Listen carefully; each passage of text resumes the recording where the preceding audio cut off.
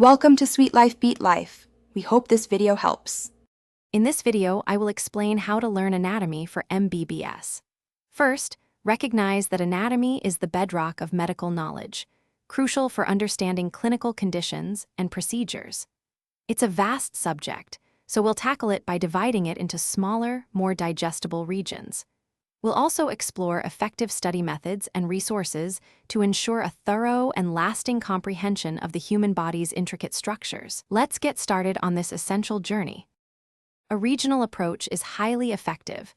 Concentrate on one area, such as the head and neck, before moving to another. Essential textbooks like Gray's Anatomy provide detailed descriptions, while Netter's Atlas offers superb visual aids. Don't forget the power of three-dimensional learning with anatomical models and the invaluable experience gained from dissection labs. These resources combined offer a robust foundation for your studies. Active learning is paramount for long-term retention. Drawing and labeling diagrams help solidify your understanding of spatial relationships.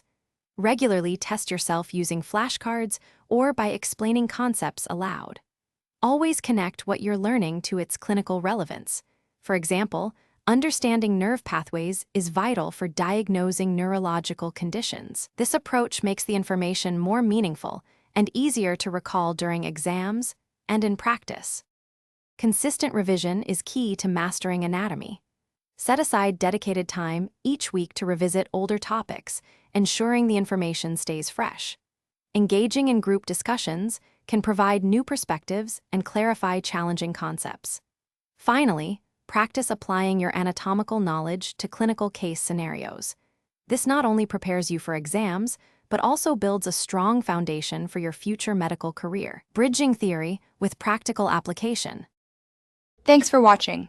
Consider subscribing if we helped you.